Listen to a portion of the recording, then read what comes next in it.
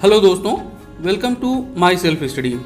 दोस्तों, आज के इस वीडियो में हम डिस्कस करेंगे रसायन विज्ञान से संबंधित प्रश्नोत्तर। हमेशा की तरह दोस्तों, मैं यहाँ पे आपको प्रश्न का उत्तर तो बताऊँगा ही, साथ ही टॉपिक से रिलेटेड इंपॉर्टेंट फैक्ट्स भी बताऊँगा और इन्हीं फैक्ट्स से रिलेटेड वीडियो के अंत में आपसे प्रश्न पूछूंगा। इसका उत्तर आपको देना होता है। दोस्तों, यहाँ पर ध्यान रखिएगा कि यहाँ पर जो भी हम प्रश्न डिस्कस करेंगे वह पहले किसी न किसी एग्जाम में पूछे गए प्रश्न हैं, तो पूरी वीडियो बहुत इंपॉर्टेंट होने वाली है। चलिए स्टार्ट करते हैं आज के अपने पहले प्रश्न से। प्रश्न है, साधारण नमक का रासायनिक नाम क्या है? और आपके ऑप्शंस हैं calcium carbonate, sodium chloride, calcium oxychloride या फिर सोडियम हाइड्रोक्सी कार्बोनेट। दोस्तों, इसका सही आंसर होगा ऑप्शन सेकंड, सोडियम क्लोराइड। यहीं पर आपको बताता चलूँ दोस्तों कि साधारण नमक यानी सोडियम क्लोराइड का रासायनिक सूत्र NaCl होता है। साथ ही दोस्तों, अगर हम अन्य ऑप्शंस की बात करें तो जो चूने का पत्थर या जिसे खड़िया भी कहते हैं, उसे रासायनिक नाम उसका कैल्शियम कार्बोनेट और उसका रासायनिक सूत्र जो है वह CaCO3 होता है। वहीं पर दोस्तों, हम अपने किचन में ही एक और भी चीज़ यूज़ करते हैं, उसको बेकिंग सोडा या खाने वाला सोडा भी कहा जाता है। तो दोस्तों, उसका जो केमिकल कंपोजिशन होता है वह होता है NaHCO3 और इसको दोस्तों सोडियम बाइकार्बोनेट भी कहा जाता है रासायनिक भाषा में। वहीं दोस्तों, जो हम कपड़े धोने के लिए जो सोडा यूज़ करते हैं उसका रासायनिक सूत्र Na2CO3 होता है और इसे सोडियम कार्बोनेट कहा जाता है। अगला प्रश्न है, 18 कैरेट सोने में शुद्ध सोने का अनुपात कितने प्रतिशत होता है? और आपके ऑप्शंस हैं 60%, 70%, 75% या फिर 90%। तो दोस्तों, इसका सही आंसर होगा ऑप्शन थर्ड, 75%। इस संदर्भ में आपको बताता चलूँ दोस्तों कि जैसा कि आप जानते हैं कि जो शुद्ध सोना होता है वह 24 कैरेट का होता है। तो इस प्रकार दोस्तों, अगर हम सिंपल मैथमेटिक्स भी लगाएं तो देखेंगे कि 18 कैरेट के सोने में शुद्ध सोने की मात्रा 75% होगी।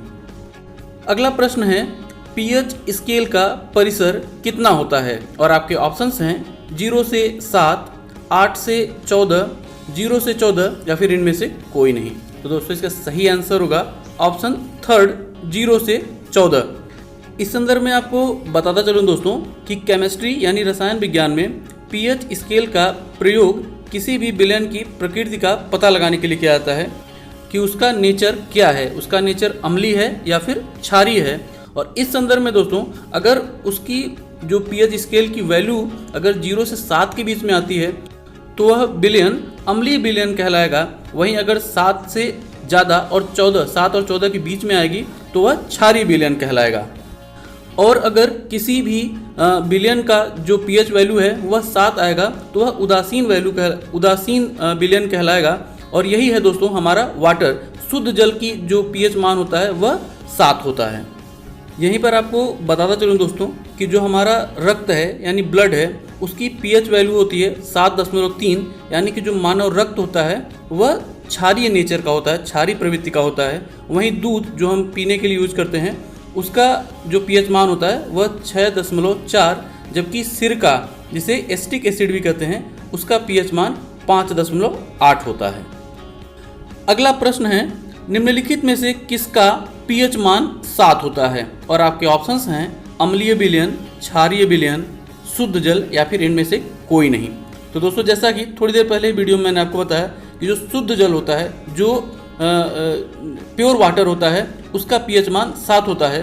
ध्यान रखिएगा दोस्तों, जो हम पानी पीने के लिए यूज करते हैं वह शुद्ध जल नहीं होता है, उसमें कुछ न कुछ अशुद्धियाँ मिली होती हैं जो कि हमारी बॉडी के लिए अच्छी होती है। कुछ न कुछ मिनरल्स ऐड किए जाते हैं, तभी आप जो पीने वाला पानी बॉटल में लेते हैं उसमें लिखा होता है कि एडेड मिनरल्स। यहाँ पर दोस्तों बात आती है कि कोई भी विलयन अम्लीय है या क्षारीय है, इसका हम पता कैसे लगाएंगे? तो दोस्तों, इसके लिए एक पतला सा पेपर होता है, उसका नाम होता है लिटमस पेपर। आप याद रखिएगा, लिटमस पेपर। और लिटमस पेपर 2 प्रकार का होता है, लाल रंग का और नीले रंग का। अगर दोस्तों किसी भी विलयन में अगर हम लाल रंग का लिटमस पेपर डाल रहे हैं और वह नीला हो जा रहा है तो हमारा क्षारीय विलयन होगा।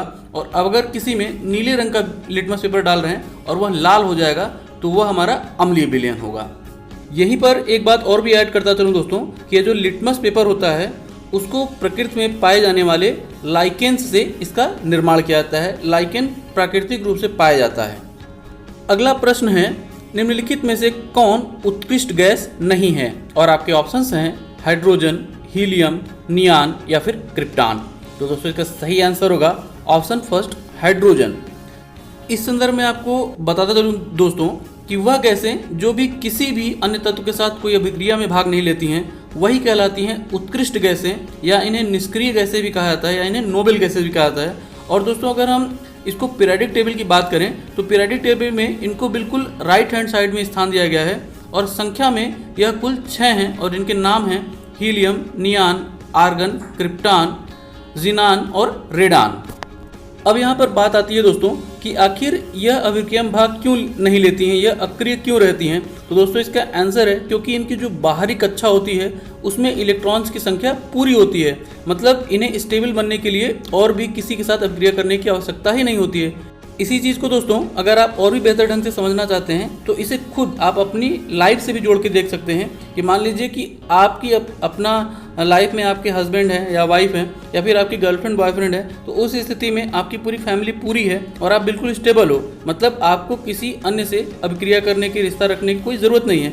लेकिन दोस्तों ऐसा कई बार देखा जाता है कि कुछ लोग ऐसे भी होते हैं जिनकी फैमिली होती है, जिनका फ्रेंड होता है, लेकिन तब भी वो दूसरों से अभिक्रिया करते हैं और इस तरह की। तो ऐसा ही दोस्तों एक इसमें भी अक्रिय गैसों में भी एक है, वह है आर्गन।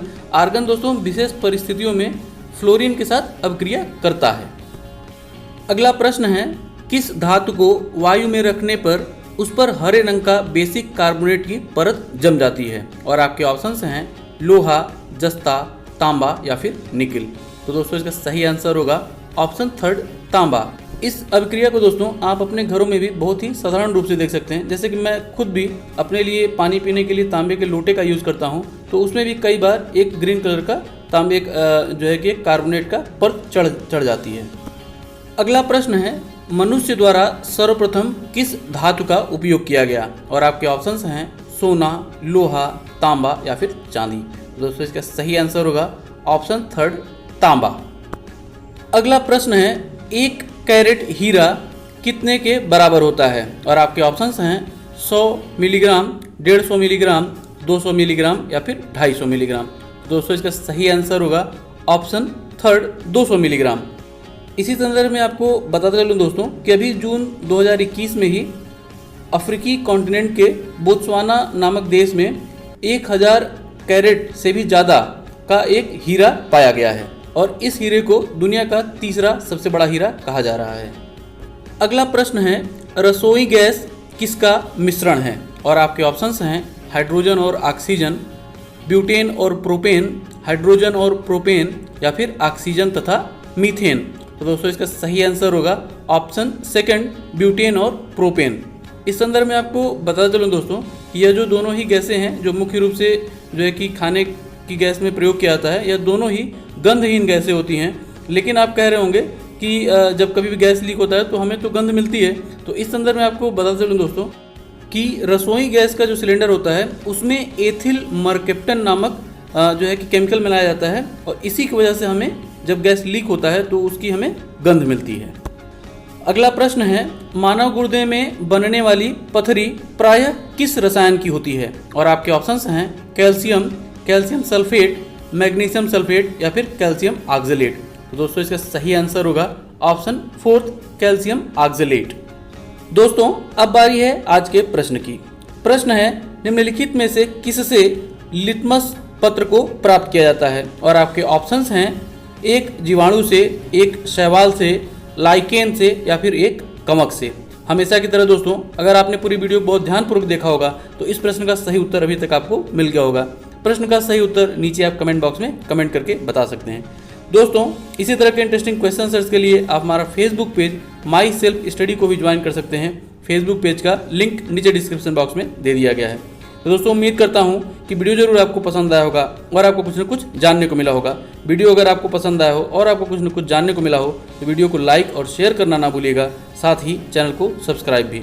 इसी नोट के साथ दोस्तों वीडियो को ही समाप्त करता हूं और मिलता हूं आपसे कल यानी शनिवार को सुबह 7:30 बजे जनरल नॉलेज सीरीज की एक और वीडियो के साथ। तब तक के लिए जय हिंद।